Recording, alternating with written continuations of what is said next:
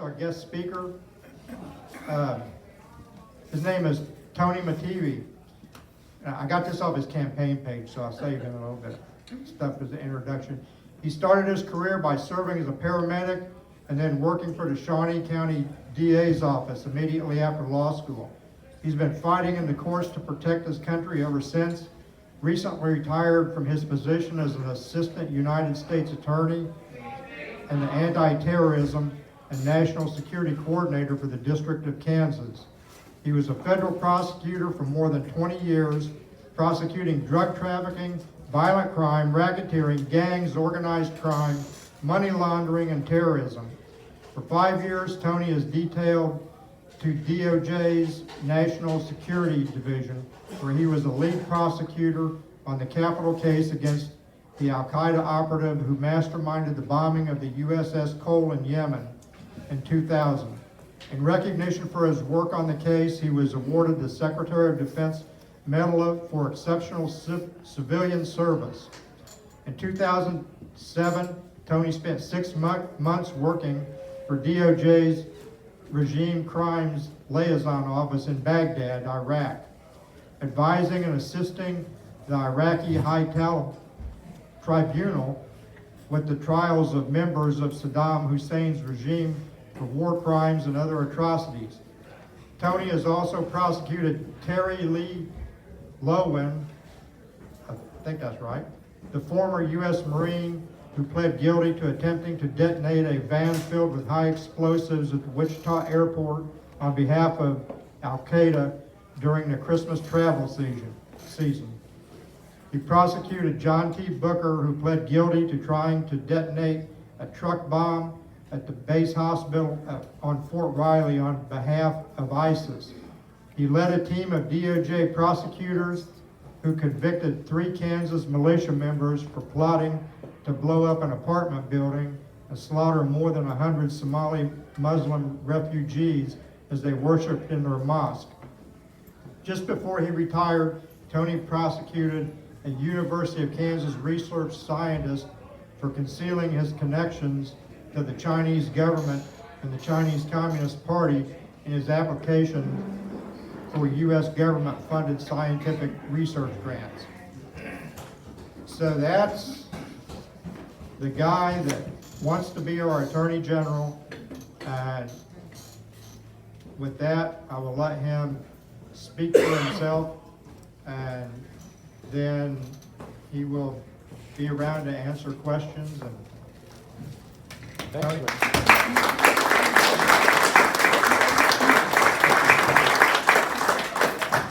that makes me sound a lot more impressive than I actually am.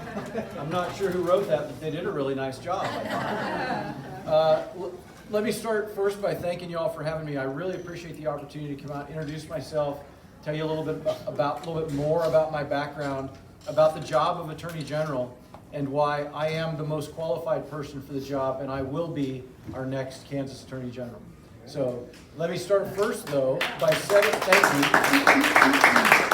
So thank you very much for having me. Let me start first, though, by setting the bar. You heard all the really good stuff. I'm a college dropout. Okay, my wife tells people all the time, no, he's not an example, he's a warning. Okay? I did. I dropped out of college the first time I went, and I became a paramedic. And I got a really good job working in the 911 system in Denver, and I realized I needed to finish what I started, and I went back, and college went a lot better the second time around. We don't have to talk about why it went so poorly the first time around. But it went well enough that I decided to go to law school. And when I started law school, I thought I was probably going to do something healthcare related because that was my background. But the summer after my first year in law school, I interned in the DA's office. And I knew right away that I wanted to be a prosecutor. Excuse me. So I started off in the DA's office in Topeka in 1993, prosecuting speeding tickets. And I worked my way up to prosecuting murder cases. And when my mentor in the office left, he took a job as the chief of the criminal division in the AG's office. And he brought me with him. And so I worked for 2 years in the Kansas Attorney General's office back in the 90s. I'm the only candidate in this race who's actually worked in the Attorney General's office. In 1998, I got hired by the Department of Justice, the U.S. Attorney's Office in Kansas, and I got hired under a drug grant. You might remember we had a horrible meth lab problem in Kansas at the time, and I got hired under a federal grant to prosecute meth lab cases. And over time, that assignment sort of shifted, and it changed from meth lab cases to complex drug organizations. And the typical case that we would have was the deputies or the troopers would take a load of dope off the highway, and then we would, instead of just going after the mule that was transporting the dope, we would go after the organization that was responsible for it. And as a result, I ended up prosecuting drug cartels and Chinese organized crime and Jamaican crime families. And it was really rewarding work as a prosecutor. I felt like we took a lot of bad people off the streets. We did a lot of good. We took a lot of drugs off the streets. These were cases with 640 pounds of marijuana or 175 kilograms of cocaine. And it was interesting and enjoyable work. But in 2007, my career took a change because the Department of Justice asked for for prosecutors who had complex case experience to go to Baghdad and help work on the war crimes trials. And so I volunteered for that. And I was selected. And so in 2007, I went to Baghdad, and my role specifically was to help the 4 Iraqi prosecutors that were prosecuting the 1991 Intifada uprising case. So by the time I got there in 2007, Saddam had been tried and convicted and executed, and our lead defendant was Saddam's cousin, Ali Hassan al-Majid. They called him Chemical Ali. And we were prosecuting Chemical Ali and 12 other members of Saddam's regime for the war crimes and atrocities that they committed in 1991 in the Basra province in what was called the 1991 Intifada uprising. So a murder case with 1 victim is one thing. A murder case with 2,500 victims is another thing completely. And that's why we were there, was to help the Iraqis seek justice in that case. And as a result, Chemical Ali was convicted, and he was later executed for those war crimes and atrocities. That was sort of the micro level of what we were doing. The macro level of what we were doing is we were helping that society, that Middle Eastern civilization, emerge from decades of dictatorial rule. And while we were there, we got to watch Iraqi citizens vote for the first time, something that they hadn't done there in generations. And for me as a lawyer, it wasn't just a fascinating experience, it was a formative experience. Other attorneys in the race, other candidates in the race can talk about the rule of law and how important that is and what it means, but until you've been in a place like that and witnessed it firsthand, I submit to you that those are just words until you've lived through something like that. But I came back from Iraq in 2007, and the office gave me sort of the major caseload. I did, among other things, I did the capital litigation for the office, the death penalty litigation. People don't understand that the Attorney General in Kansas has a role in every single death penalty case that's prosecuted in the state. I am the only candidate in this race who has ever handled a death penalty case. I'm the only candidate who's ever made those difficult decisions, who's ever stood in the courtroom and made those difficult arguments. That's a small part of what the Attorney General does, but it's an important part of what the Attorney General does. In 2008, DOJ again asked for volunteers. This time they were looking for prosecutors with complex case experience to go work on some of the Guantanamo detainee cases. And the way they advertised it was, come out for a year, work on what's called a non-HVD, a non-high-value detainee. Typical case was a bomb builder gets picked up in a safe house raid in Afghanistan, right? So they wanted people to come out for a year, work on cases like that. I volunteered. Again, I was selected. And the day that I showed up, the boss came to me and said, hey, look, we know this isn't what you signed up for, but we have an opening on one of the HVD cases, one of the high-value detainees. Would you be willing instead to spend your time here working on the case against the USS Cole bombers? How does any patriotic American say no to that, right? So of course, I said yes. I joined the Cole team. 6 months later, the Army colonel who had been in charge of the team rotated out, and the chief prosecutor came to me and asked if I would be willing to take over as the lead prosecutor on the case. And so I spent the next 4 years as the lead prosecutor against the guy, Abdul al-Rahim al-Nashri is his name. He's the guy that bin Laden sent to Yemen to mastermind the plot that ultimately resulted in the bombing of the USS Cole, the death of 17 American sailors, and the serious bodily injury of 34 others. So that was a death penalty case in front of a military commission at Guantanamo Bay. And I spent 4 more years doing that.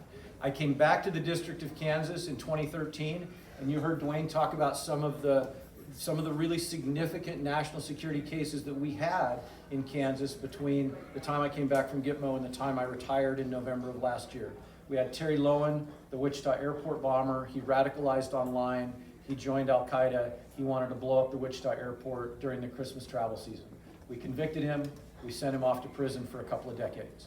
There was a young man in Topeka, before the Lowen case was even over, we had a young man in Topeka named John Booker.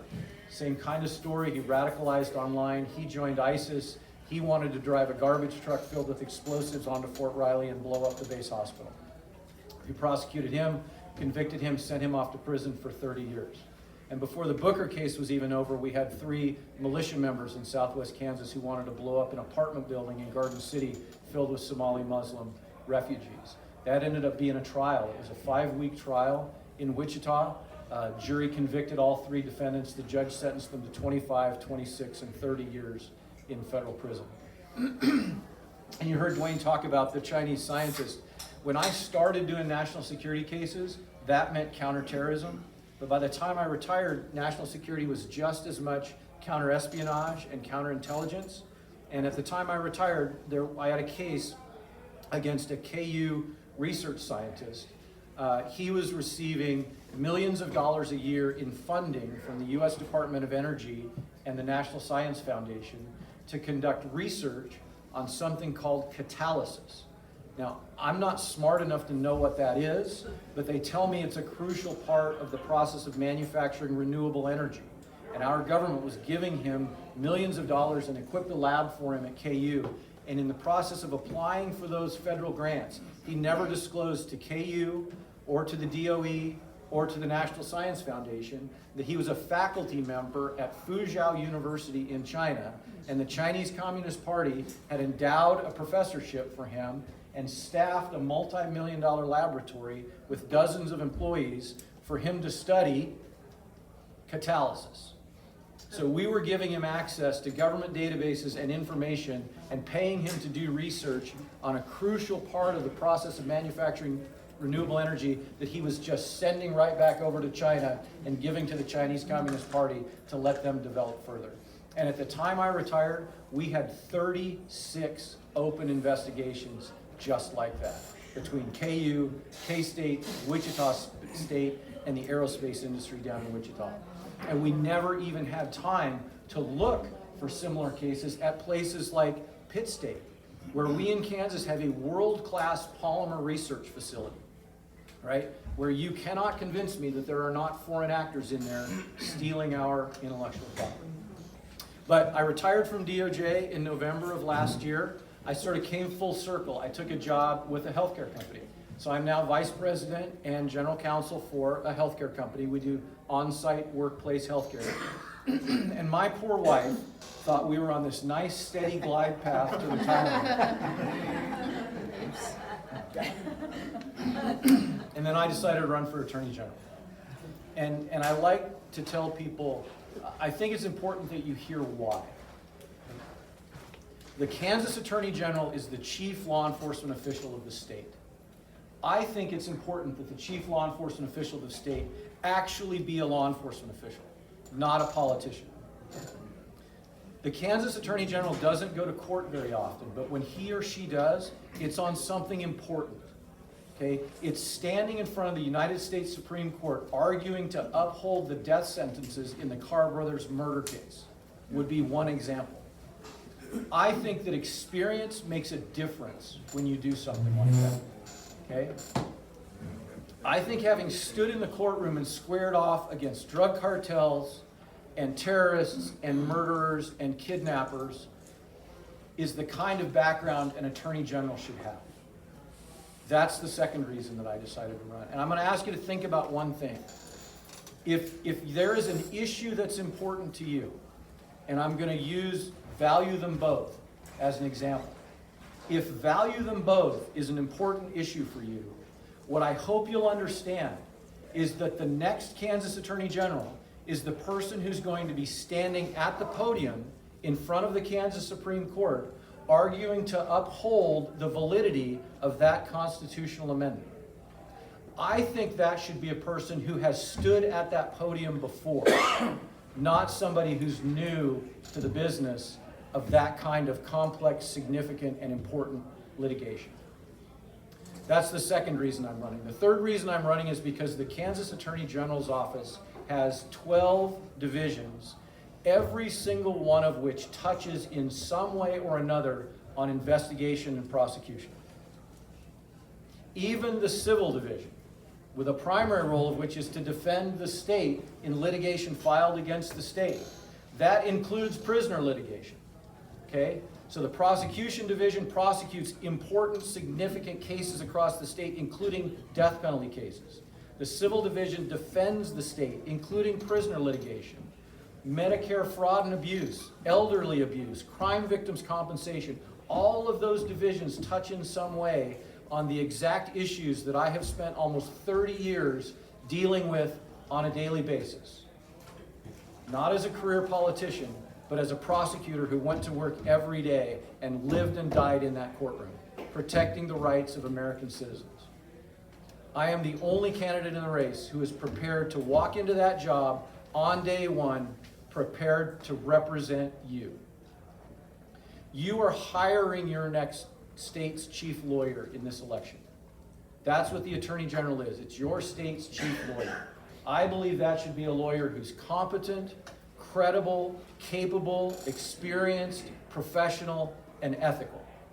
And that's what I bring to the table, is an entire career of being that person, not of being a politician. The last division of the Attorney General's office that I think is so important that it bears mentioning here is the Kansas Bureau of Investigation. That is a powerful, powerful tool that operates under the supervision of the Attorney General. The person overseeing that powerful institution, that institution that can make a difference in the lives of people on a daily basis, should be overseen by a professional, experienced lawyer and prosecutor, not a politician. Those are the reasons that I'm running for Attorney General. I like to finish up by telling people the proudest day of my legal career thus far was the day that I had the privilege of standing in front of a military judge at Guantanamo Bay and saying, "Your Honor, my name is Tony Mattivi, and I represent the United States of America against this alleged Al-Qaeda terrorist."